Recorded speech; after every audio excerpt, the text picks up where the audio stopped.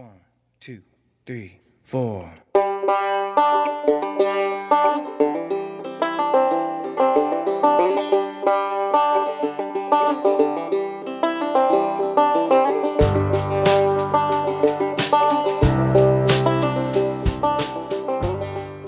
Where arts and culture summits the airwaves, this is the Nine Rails Arts Podcast. I am R. Brandon Long alongside Todd Opendorfer, and we are the Banyan Collective, arts and adventure podcasting since 2010.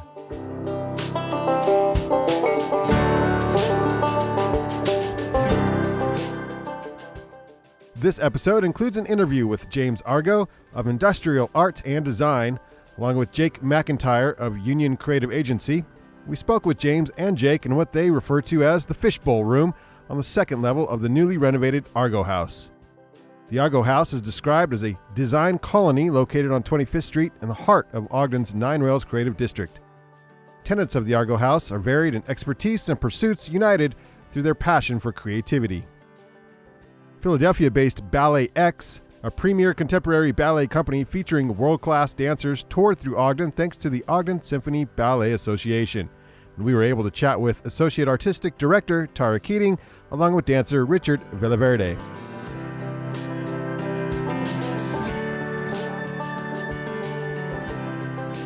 I'll tell you what, I do feel honored to be as, sort of central to the creation of this Nine Rails Creative District as I have, because I've had the opportunity, along with many others, to see the development of these different creations, including the Argo House. I remember months ago, was it a year ago? One of my first tours of the space, and I'll tell you what, there were no walls, there's no staircases. We're going to talk about that a little bit in the interview, but from then to now, in such an incredible short period of time, this Argo House and what they've done is probably one of the first, creative spaces in the new district. Yeah, and it's gorgeous, and we get a history of sort of how bad it was when they took over the Argo House. This was not an easy project for them. Yeah, not at all. So this is our interview with James Argo and Jake McEntire. So welcome to Argo House. We are sitting down with James Argo and also Jake McEntire. And what do you call in this room? Think tank. In the think tank. Or the fishbowl, depending on who you talk to. It's definitely one of the rooms you can see from the street off of 25th. What's your address specifically? 529 25th Street. So it's on the corner of Porter and 25th. You can't miss it. I think we should really talk about the house first. Yeah, sure. So what brought you to the neighborhood? How long ago was it? Did it turn out the way you wanted it to? Yeah. This has been a fun project. We've been working on it about 2.5 years already. And originally it started, I guess, just in a conversation I kind of had with Jake and him inviting me to a... Were you drinking? Were there drinks? No, we were actually working, which is kind of a rare thing. But... yeah, we had this conversation. He's like, hey, we're doing this brainstorming session about trying to come up with a name for this arts district proposal we're working for the city.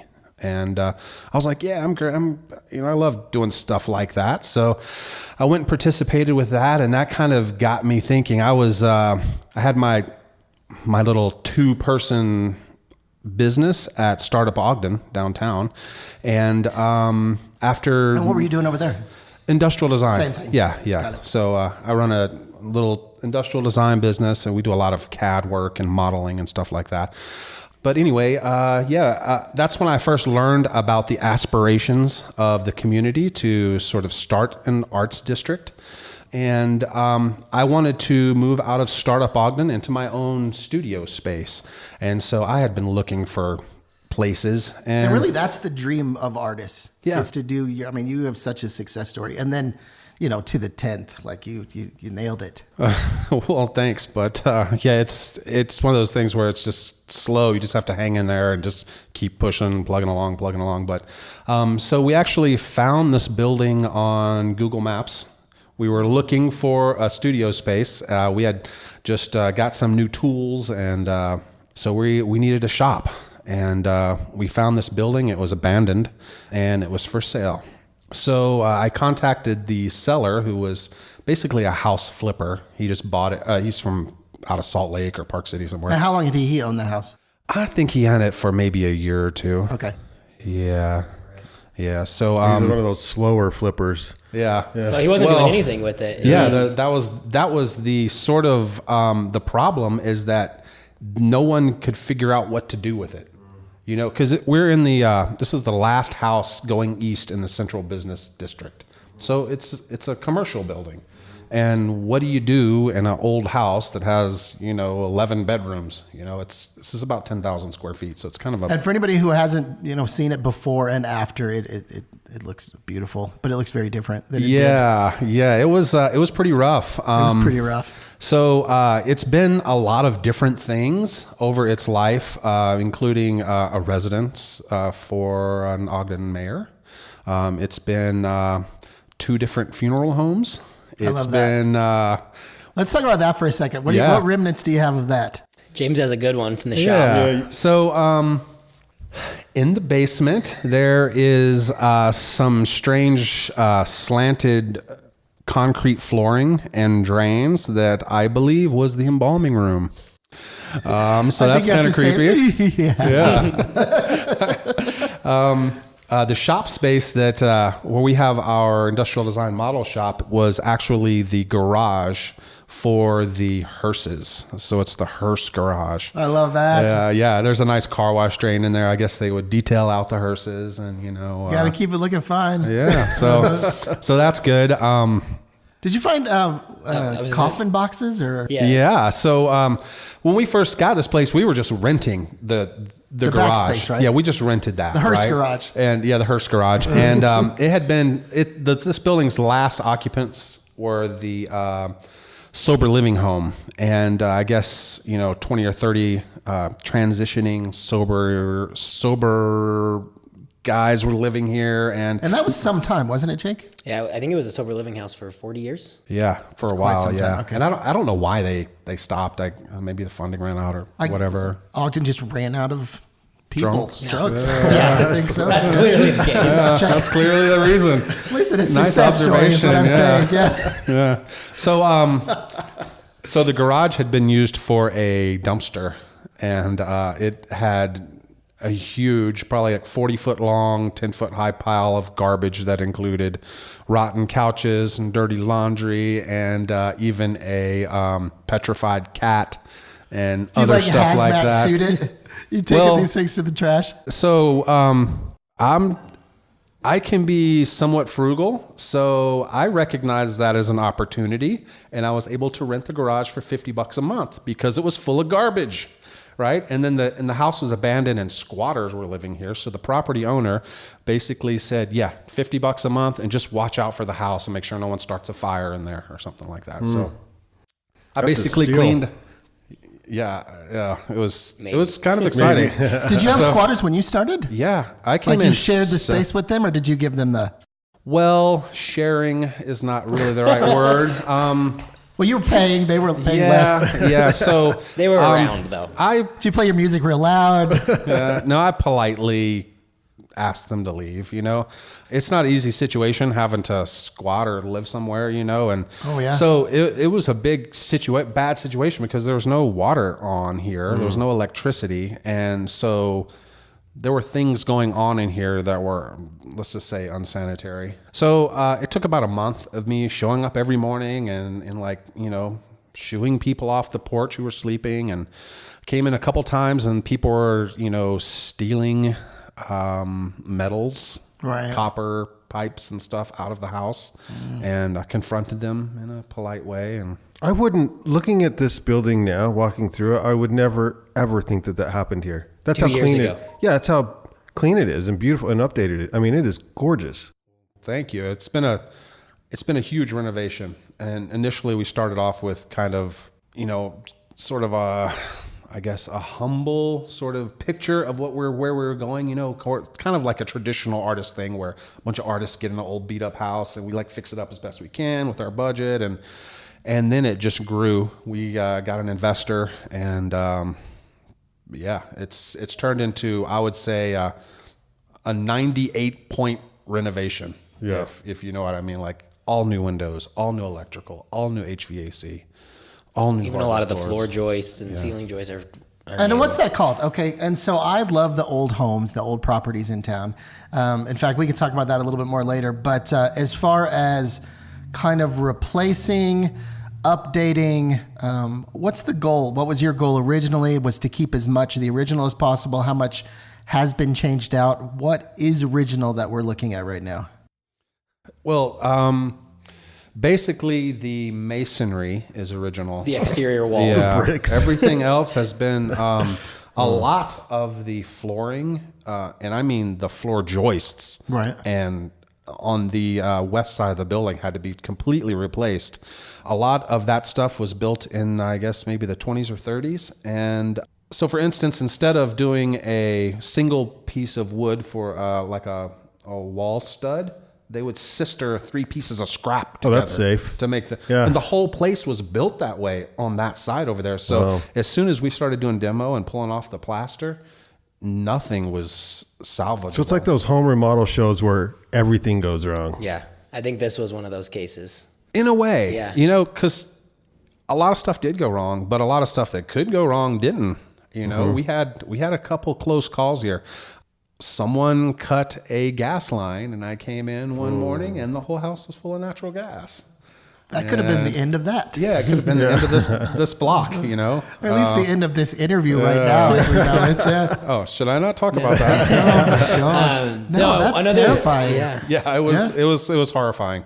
And so I ran out and turned off the gas meter real quick and put some fans on, and I didn't realize how Nobody dangerous smoke. it was. Yeah. Nobody light anything. Yeah. One of the things that I think is really cool that is, you know, in line with what we were trying to do, thinking about this old versus new aesthetic, because we have this beautiful, for those of you who have not been to the Argo House or know what it is, I mean, it's a 10,000 square foot Victorian home built in the late 1800s. So it's beautiful, right? And it's got this old character.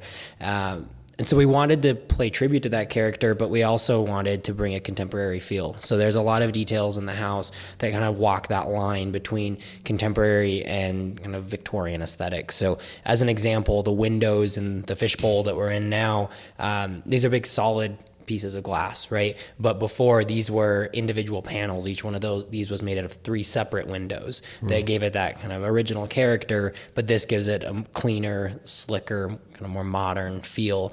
I think it's a great balance. Yeah, we can. Yeah. There's a lot of instances where we try to do that. I think another thing that James has talked about since the beginning of this project that has resonated with me is that the interior of the house, you know, some of the millwork and all of that, it holds the old world character, but everything's been pushed to white. It's a solid color of white, and it gives us this blank canvas to work from that isn't flat, right? It's got texture and it's got some interesting information going on with some of the detailing, but it's just this like nice blank canvas where the house doesn't impose itself on you and kind of just exists around you in this nice, comfortable way. But even with the new wood that you brought in, some of the new trim and everything, new but still done in a very traditional way, right? Yeah. The mill and the woodworking is, who'd you work with? So we used Ellis Planing Mill. For those of you who don't know, they're down off 25th Street in Wall. They're a more than 100-year-old local mill workshop, and they custom milled all of the work that's done in here.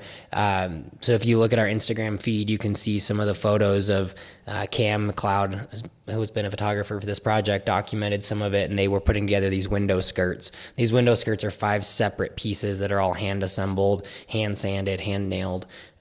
So, I mean, it's pretty amazing, some of the detail. We tried to bring that level of craftsmanship that would have originally been in a home like this. We didn't want to just swing by Home Depot and pick some stuff up and throw it on. Nothing against Home Depot. But No, nothing. If you guys want to be a sponsor, we'll switch out some of the millwork.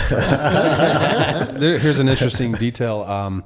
So the house had some fairly ornate moldings in it, and they had just been beat up over the years. And so what we've done is we've taken that molding and take it to Ellis Milling, and they created custom tooling to replicate the original profile. Wow. So the fact that this is all new, but it's still the original profile, is kind of like a cool little tidbit, I think.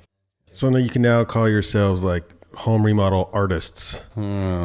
I don't know that I would want to do this kind of thing again.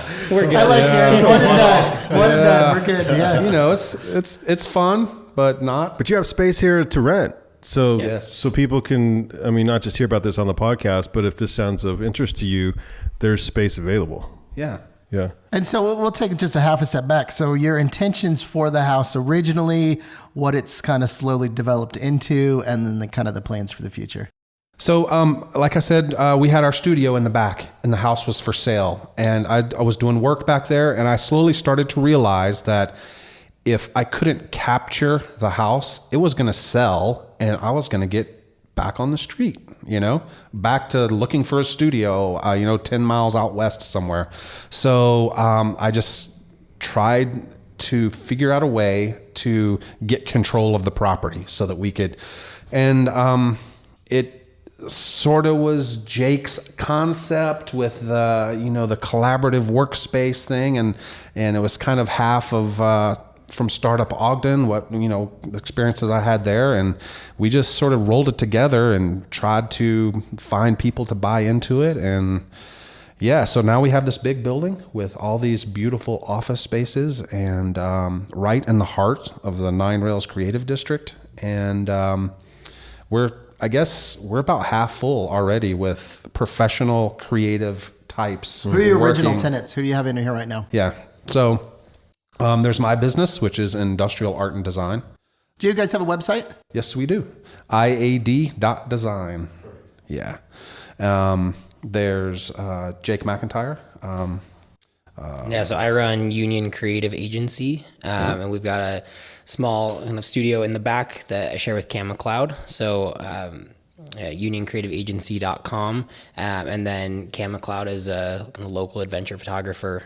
Yeah, we hate him. He's in Portland right now. Not, isn't he? he's not great. He would probably be here with us, but he's en route to Portland for the world premiere of Warren Miller, of which his work is featured, right? Yeah. So we've got... By hate him, I mean I hate him. Exactly.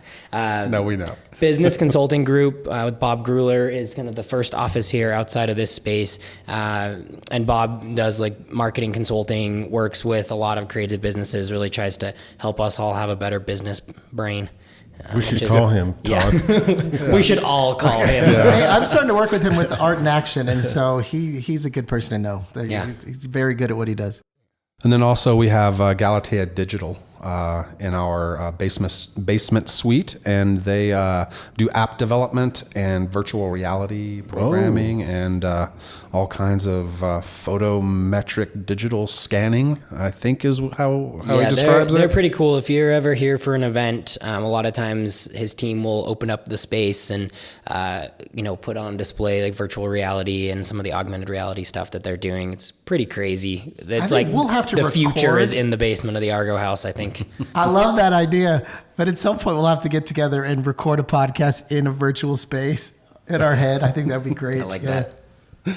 That's kind of the list of current tenants that we have in the space. So it's a great mix of creative businesses that are doing varying level things. Really what we've thought about this space as, and part of the reason why we wanted to use the word house in the brand of this project was we want it to be really a home for the creative community. And differently than maybe what something like Startup Ogden is, we didn't want to really be a space where you're just kind of testing or prototyping an idea, or you're really early, maybe not as much of a startup. We wanted to create a space where creative businesses that have outgrown somewhere like Startup Ogden could come, where maybe you don't want to go, like James was saying, rent a random space 10 miles out west that you can afford. We want to be able to have a space in the creative district that you can come and be part of a community and part of this house here. I was trying to figure out why it felt like home, and you touched on some of that earlier on by the color choices and everything, because there are some older homes that were converted into office space here in Ogden, a lot of them like attorney spaces and things, and you walk into them and they probably by design, they feel like a professional business space, and they've lost that homey feel, but you walk in here and it does feel comfortable. Yeah, we absolutely wanted that warmth that when you walk into the space, you feel like you're walking into somebody's house in a way, right? We didn't want to lose that aesthetic. We want the community to feel welcome to come here.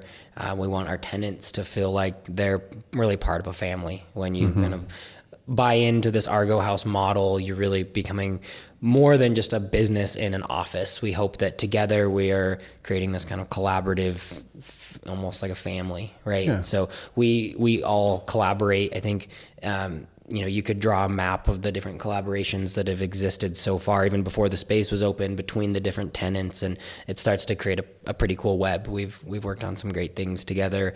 And James and I worked on one of the first collaborations we did was with Chalet Larson, who was actually supported this project as an architect. But and if you don't know Chalet, an amazing local landscape architect with IO Design Collaborative, and the three of us partnered up on the Leicester Park redesign project a couple of years ago now, and that was really like the first opportunity that James and I had to work together, and we ended up winning that project, and it just got us so excited to work on things together that when he walked me through this terrifying empty vacant building, with Like clear terrifying evidence as a good of sell.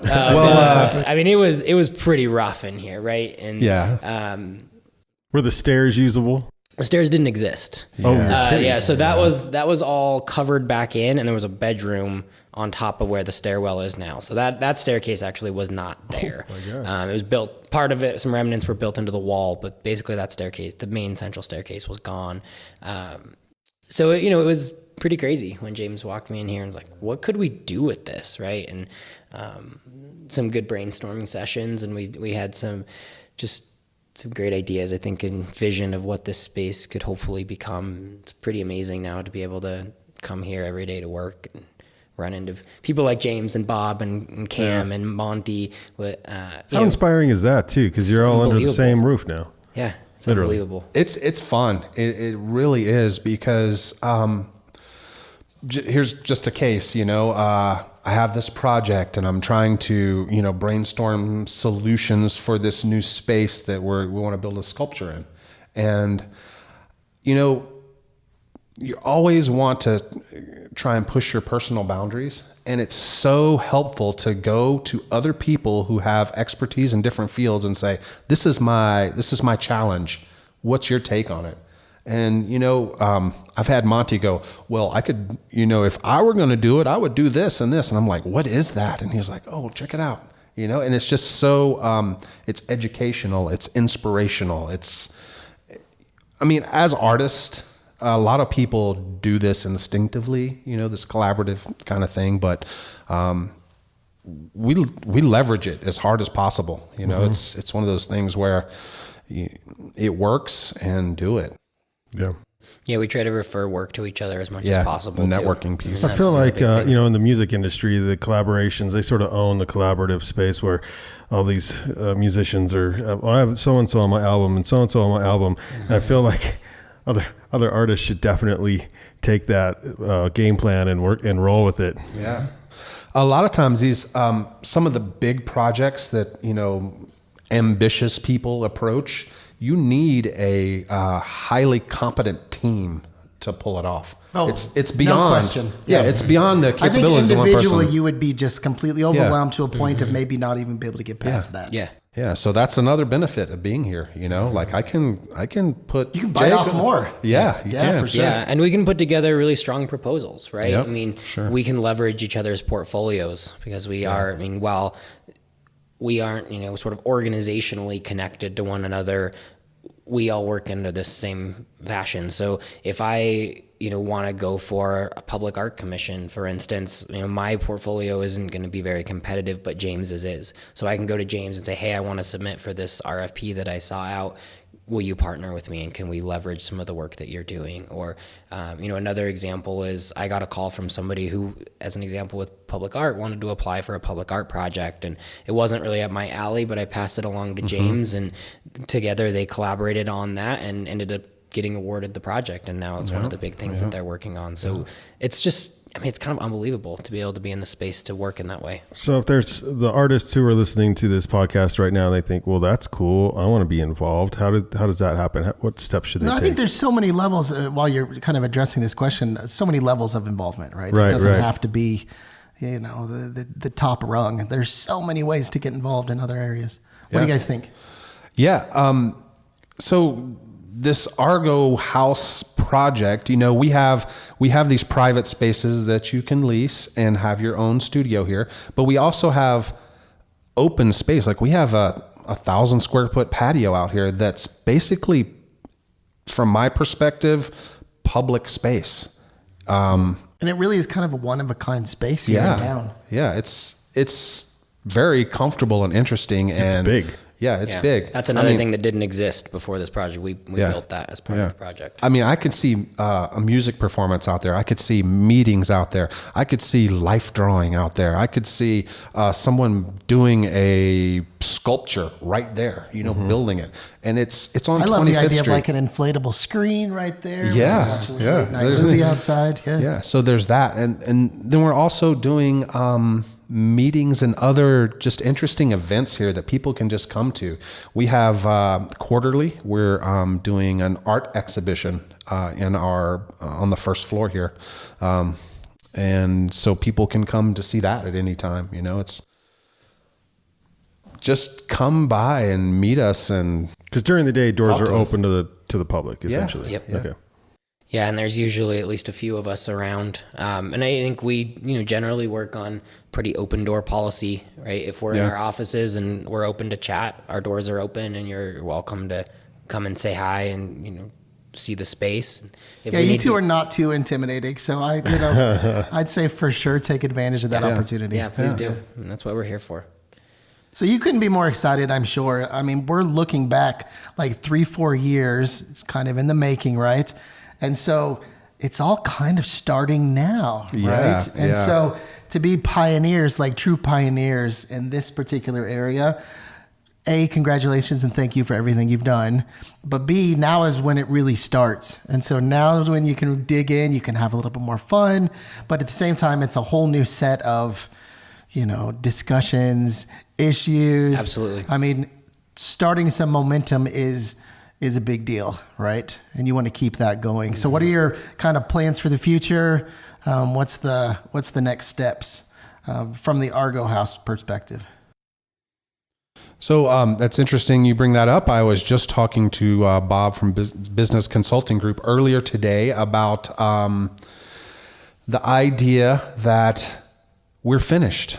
The work's done. We built, we did the renovation. And he's like, what do you mean? The work's just beginning.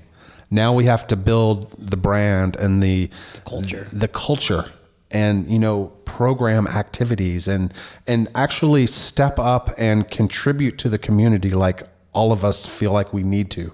I have this kind of, I guess it's a personal value, but I just feel like people should contribute to the extent of their capabilities. If you can do something, offer it up, be part of the community. And that's kind of what we're trying to do here. We're designers, we're artists, we're this and that, but we're trying to work and add value, subjective value and objective value. Here's this space, we're beautifying the neighborhood, we're helping people. So yeah, and I would, say to build off of that, we're still figuring some of these things out. I think that's the best answer right there. It's been down so far that let's get this project done and let's get this open.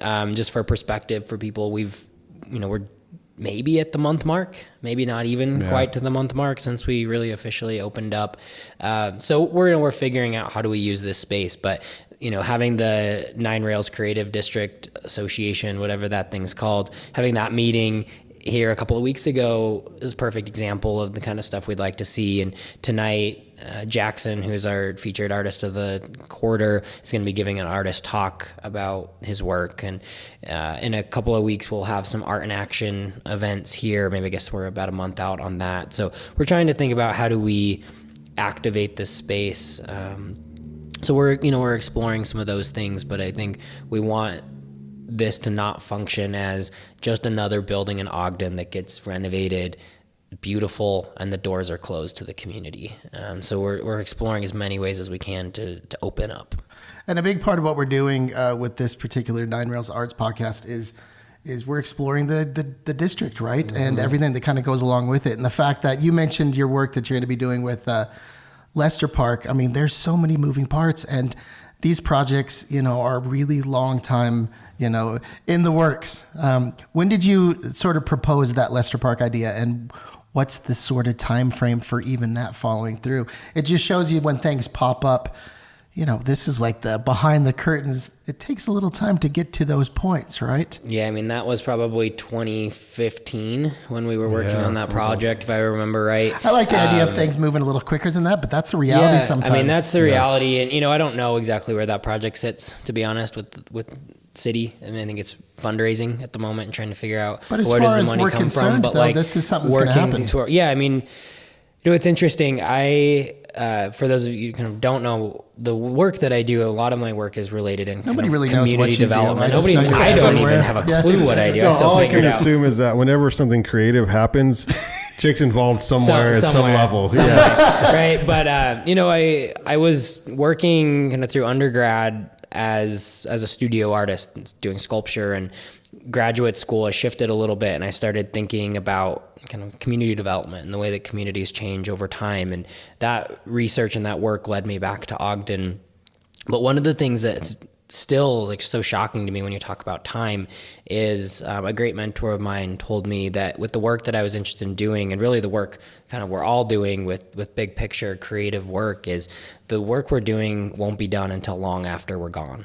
And I've kind of made that cognitive shift where I think of everything very, very long term, right? So yes, the Argo House took us a couple of years. Yes, it's open now, but really the work of the Argo House and the work of the Nine Rails Creative District and everything, like, we're not building it just for us. We're building it for future generations. And so that's what I really admire about this. The way that James and the team took on the Argo House is like, this house is built to last another couple hundred years, right? This wasn't a renovation that got us five more. Yeah, we're not flipping this place, right? And I think that's a mentality that's been lost a little bit in our society. And so that's, as I work on varying projects around the district, I'm thinking of it in that longer term, right? Yes, we want to do things that are exciting for us now, but shouldn't we really be building communities for future generations and making Ogden this great place to be, not just for us now, but for generations to come? So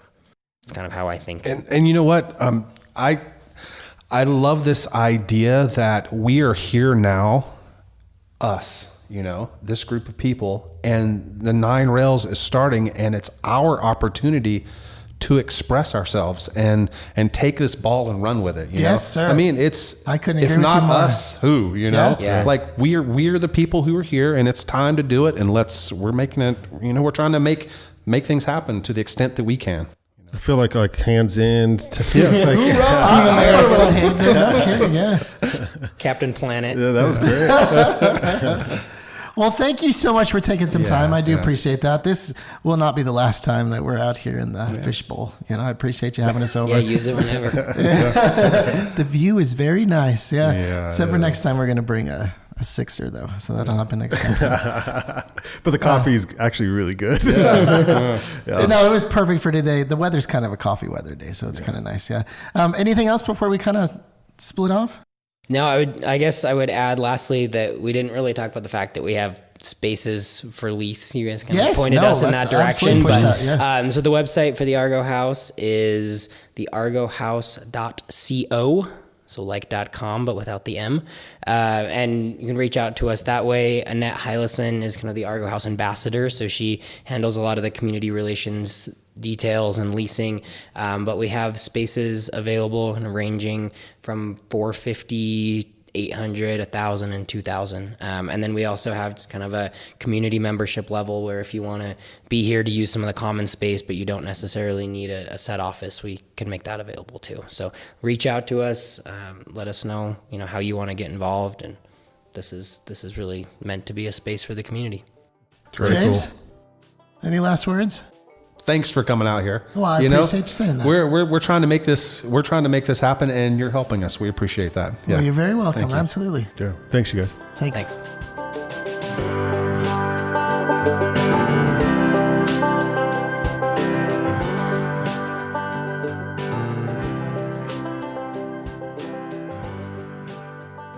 All right, so setting up for the van sessions in October, the Ogden Symphony Ballet Association were able to book BalletX here in town, and we were lucky they wanted to, chat with us and have an interview. So they came down to a van, a strange van, at the Monarch building. I think we're starting to get a little bit of a reputation, so it's not so creepy. It's not so strange. In fact, people actually want to get into the van now. But what worked out great was I think that they were staying at the Bigelow Hotel, which is like half a block down from where we were set up. Yeah. And so they came and joined us pre-van sessions. So the timing was absolutely perfect. Yeah. But there was no dancing on their side, but we definitely used the mobile tan van studios for this interview. It's hard to dance in a van, although next time we get a ballet dancer in the van, we have to see if we'll put the challenge out there. There's a little bit of room there. That. Yeah. And we did get we introduced you to a new co-host on the Nine Rails Arts podcast, my daughter, who had a couple of questions for the dancers. And she stepped up the game with those questions. They were very good. Props to her. They came from a dancer's perspective. I wouldn't have thought about those questions. So this is our interview with BalletX Associate Artistic Director Tara Keating, along with dancer Richard Villaverde. Past champions, have you been on the podcast much before? No, actually. I think this is our first podcast. Yeah. I'm going to go ahead and break you in a van. Yeah. In the heart of the Nine Rails Arts District in Ogden, Utah. So, we are in a van down by the Monarch here in the core of the new Nine Rails Arts District. And it's right before new Monarch building. Monarch, what did I say? I don't know. Monarch building. We have in the van with us, BalletX is in town. They're performing on Saturday up at the Browning building. Saturday, October 6th. We have Tara Keating, Associate Artistic Director, and Richard Villaverde, dancer. Yep. Yeah, see, I had to get the little. I didn't quite get the roll in though. Yeah. So, Tara Keating, let's start with you. 2005, BalletX began. What was the genesis that was behind it to help start BalletX? So myself and Christine Cox and Matthew Neenan, those two are the founders of BalletX. We were all dancers at the Pennsylvania Ballet and had been there for 10 years, them for 15 years. Mm-hmm. And we're looking to do something a little bit different. We had been spending our summers creating BalletX and doing summer performances, but after doing Swan Lake and Sleeping Beauty for third and fifth times, we were just ready to kind of branch out and create world premiere ballets, which is what we do at BalletX. So that's kind of how it all started. The X part? That's the X part. The X, a lot of people ask that. It has a lot of different meanings. Initially, they liked the kind of the length of the lines because it had a feeling of going on forever. But the X could mean exploring, Xfinity. And we kind of leave that up to the audience to decide what the X is. So it doesn't have a definitive meaning. It's not the rating. It is not the rating. We've been asked that. There are not 3 X's. Only one. Just one. Yeah. Sometimes. You're classically trained, but then you reach outside of that too. So tell me how you break out of the mold of the classical ballet. Yeah.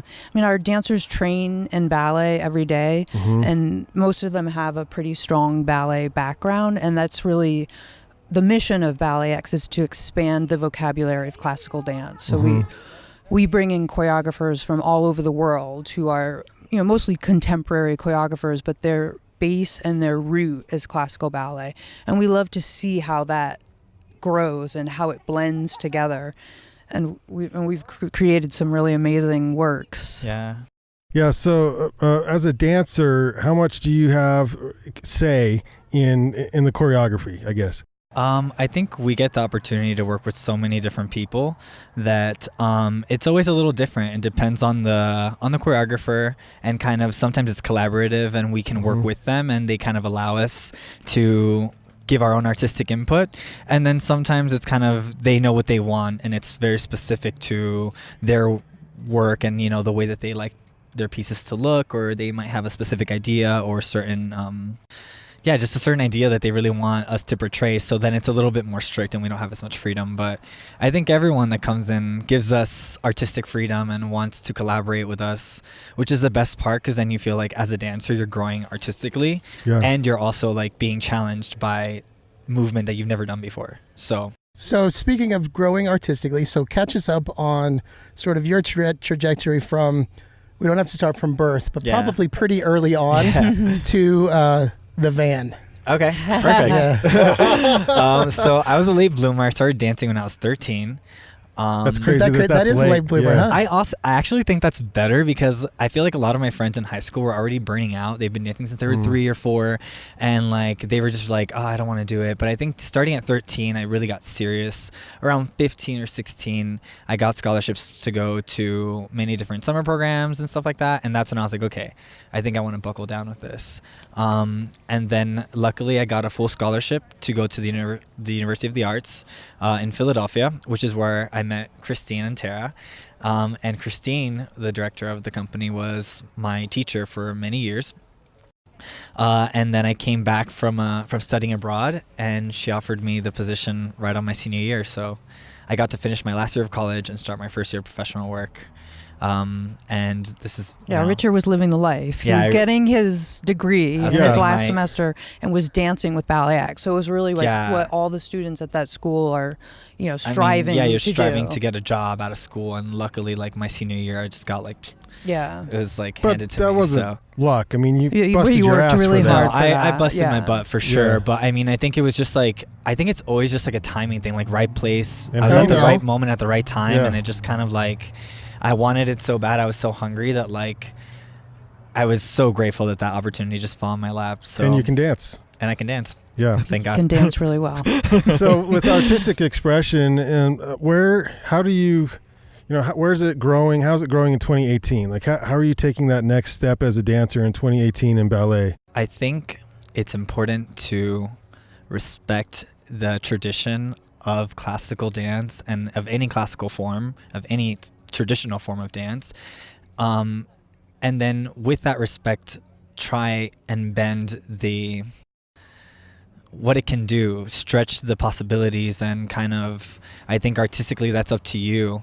And I think we have so much freedom and working with so many different people that like I can do the same step and 2 different minds can manipulate that step in 2 completely different directions. And then sometimes I get input that I can manipulate that same step in my own way. So I think honestly it's just collaboration and where your mind is and trying to push your limits and push the people around you. I think also I'm always pushed by the dancers. We have such an amazing group of dancers right now. And like I can't help but look and be like, oh, I gotta like do a little more, like look at him, he's like amazing, so I think your peers also have a big input in your artistic choices. So it's competitive, sort of? Yeah, Not I think competitive, but you push in a each other. friendly way. it is. Yeah. I think it's always competitive, but I think it should always be friendly, and I think it should always be understanding. Like we all love the work and we all love what we're doing, but we all also want to be the best that we can be and push ourselves. I want someone to push me to my limits, and maybe I can find something in my dancing that I never thought I had until you push me there. So Yeah. Brandon, we try to do that to each other. I push him in his dancing. He pushes me in mine. And You have to. But because of that, we respect classical podcasting. So Yeah, we we have the do. same. That's yeah. true. That's true. But we do try to kind of push that. It's frighteningly similar story. I kind of like That look is at really it like, how when you like you're sleeping and like someone wakes up before you and you're like, oh, what are they doing? Like, are they up? Like, and then you get up way earlier than you should have. It's kind of like that. It's like if someone is just challenging you like just a little bit, you're gonna be like, oh well, like I'm gonna go over there with you and see what you're doing. So I think it's really, really important. I think your environment and like who you're around every day. And these dancers, they really can do it all. I mean, it's what's so incredible about them. Meaning they do classical ballet, they can do hip hop, they can do jazz. These choreographers that we bring They in. can usher you to your seats if you need to. They can really mold their bodies and adapt to these different works that And they're is that doing. what you ask of all your dancers? It is, yeah. And I think the other great thing is that we have 10 dancers, 5 men and 5 women. So our audiences really get to know each individual. Yeah. And, we're about diversity and bringing out the personalities of each dancer. And we feel really proud about the group that we've gathered together. At what point did you know that you wanted to be a professional dancer? This is what you want to do for the rest of your life. Do you remember that? Yeah, I think I do. Yeah, I was like 10 years old and my mom took me to see the New York City Ballet in Saratoga Springs. They have a summer season up there and they did Coppelia. And I saw this woman, her name is Stephanie Salon. She was a principal dancer with New York City Ballet and I idolized her. And after the show, I was like, Mom, I really want to do that. I mean, I had been taking ballet since I was 3, but at 10, I know it sounds kind of crazy, but I was so like. So what choices did you make at that point at 10 to say, okay, where do we get serious? Well, up until that point, I had been taking tap and jazz and acrobats, and I was going to a school that had all of that, and then I was going to a school that just specialized in ballet. And my ballet teacher was like, "You've got to stop taking tap, Tara." I mean, I was doing competitions, and she really wanted me to just focus on the ballet. She was like, "You know, you have what it takes," and I'd been telling her like, "This is what I want to do." So when I was about 12, I stopped tapping, which made me sad because I love to tap. But at 12, I was like, okay. And my mom was like, okay, this is the route that you're going to go, if I wanted to. And I did. Yeah. Richard, do you remember? Yeah, I had done my first summer intensive at American Ballet Theater. And at school, I was kind of just like, I was the only guy in my class in my performing arts high school. So I kind of never really I looked at the other girls, but I never really had any other guys to really like, I guess, push me in class, and stuff. And when I went to ABT, I saw all those men and like just how they carried themselves. And I saw that I wasn't really, I knew that I hadn't been applying myself correctly, and I was still kind of keeping up. So I was like, I think if I like really apply myself, I can do this. Yeah. And then I was like, okay, I have to do this. Yeah. I don't know if this 16. Is good or bad, but how I know dance today is from my daughter who's 8 and from So You Think You Can Dance on TV, which the men, they keep getting more men that are, and they're just unbelievable dancers. So are more men dancing now than there were maybe a few years ago? Of course, more than ever. Yeah. I think like that. I think all kinds of stereotypes and all kinds of stigmatisms are really breaking now in 2018. There is no stereotypes really in dance anymore. A lot of men dance. I think those shows have been helpful in exposing it to people who don't know about it necessarily. Well, I have my daughter here, Isla. She's 8-year-old, excels in Celtic dancing, but does do a little ballet on the side. Do you have a question you want to ask, Isla? Let's hear it. Oh, you didn't have one in mind? You think about that, and we'll come back to you. But you got like 1 minute. Okay. Okay. So there's a lot of probably parents who might be listening who have kids in dance. So as professionals, what's the best advice to parents who have kids in dance that maybe are serious about it? I actually work with students a lot. I teach a lot back at my home studio, and I find it really... My mom was never super, super involved in my dancing, but I think I really love that because it made it feel like it was just mine. And I think if I have any advice for parents, just be honest and open with your kids and let them do whatever they wish to do. I think sometimes parents really want kids to dance or, want something for them that maybe that kid maybe doesn't want, but let them explore all kinds of options, like... I love that my parents let me explore sports, and then I tried swimming, and then I tried dancing, and then I tried basketball and baseball. So I kind of think it's like you never know what someone's going to be good at until like you have them just try different things. So I think just listen to your kids. They're smarter than we think. And they're always listening. They're always listening. Yeah, so, they are. We have Richard and Tara from BalletX here at the Van. They're performing at the Browning Center, or did perform by the time you hear this. So thank you for coming into town. You were fantastic, by the way. The crowd went wild. Other than that one thing, like, oh my gosh, that one thing. You saw that. I was surprised. To be there. Yeah, sorry. That was horrible. That was horrible. But you toured all over the U.S. or all over the world? How does that go? All over the U.S. and soon to be all over the world. That's so exciting. That's awesome. It's exciting. We just signed with a big agent, so we're hoping to explore. Very cool. That sounds fantastic. Yeah. First time in Utah? For me, yes. You? Second time. Second time in Utah? Yeah. I was in Salt Lake before. What do you think? You had a chance to peek around our little mountain town. I love this town. It's artsy beautiful. And cute, and there's so many like little historical like things in this town. You can tell there's a lot of history here, like a lot of old history. I heard like 7 stories, like it's all true already. And our hotel is haunted. Yeah, you're staying next door, Bigelow. Right? Yeah, and I heard like some story about like the train station, how they would like transport liquor to like the Bigelow or something from down there. I don't know. It's all true. All kinds of stories. It was quite the notorious town. Yeah. Yeah. All right. Do you have a question? Okay, all right. 2 questions. You gotta get close though. How long have you guys been dancing? I've been dancing now for, oh my God, 13 years? 13 years, yeah. 13 So years. I'm not dancing professionally anymore, but I danced from when I was 3 to 39. So, like, can you do the math? A long time. That's a lot. Yeah. 36 years. Okay, Damn, question get number it, 2. TK. Question number 2, how many dances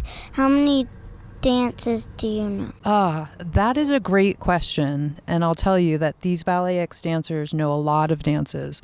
We have a really big repertoire that we keep, so they have a lot of steps in their brain.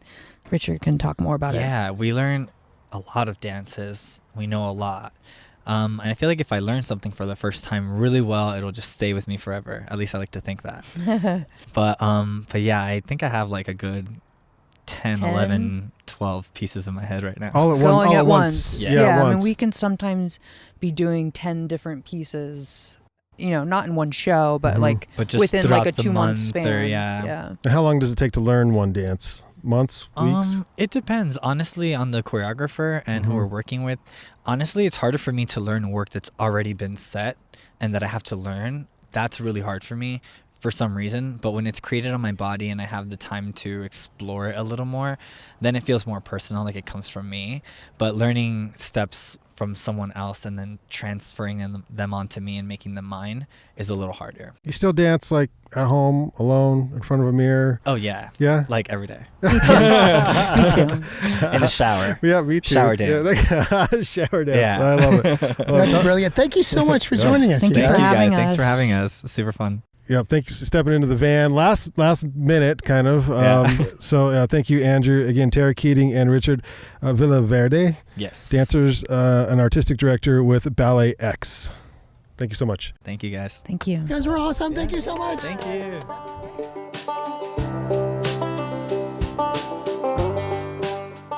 Put a bow on it. That's a wrap for episode 6 of the Nine Rails Arts Podcast, produced by the Banyan Collective, arts and adventure podcasting since 2010. You can follow the Nine Rails Arts Podcast on Facebook and also on Instagram at the number 9 for 9 Rails. Search the Banyan Collective on iTunes, Stitcher, and Spotify. You can also search the Nine Rails Arts Podcast on iTunes and Spotify. This week, we'll leave you with a little something out of our van session archives from Carrie Myers. Carrie recently teamed up with Nine Rails Arts Podcast house band The Proper Way on their new album, Ain't No Good Thing Ever Dies, available on October 16th. Join us November 2nd for the next van sessions live at the Monarch, where The Proper Way, along with Ryan Hawthorne and Carrie Myers, will debut songs off the new album. So, in anticipation, this is Carrie Myers way back on season 2 of Van Sessions with This song is it's called Oregon.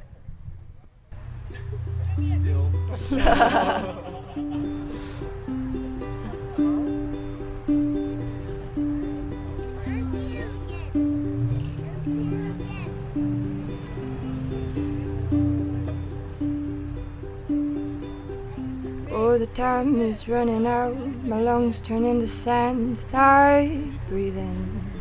I'm sinking faster than I swim. The bones beneath my breast are collapsing. And I can always follow through, but I'll fall through my walls to be with you. Taking all your consequences too. But I can't find the time to run to you. Oregon is calling me. I think I was born for running. Leave you here without me. Don't be sad, I love you, darling. Oregon is calling me. I think I was born for running. Past my past. When I'm still, my heart is thumping.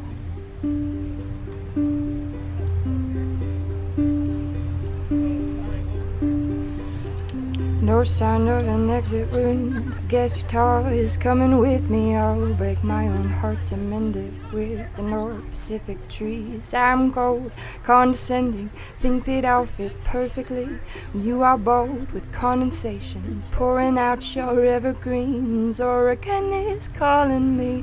I think I was born for running. Leave you here without me. Don't be sad, I love you, darling. Oregon Oregon is calling me. I think I was born for running past this. I'm past this.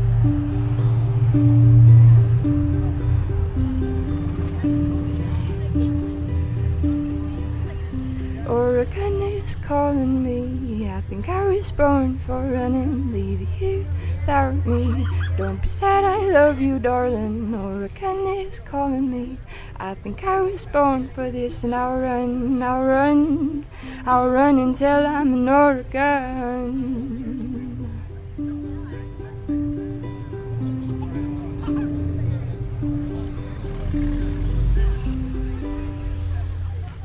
Carrie Myers, everyone.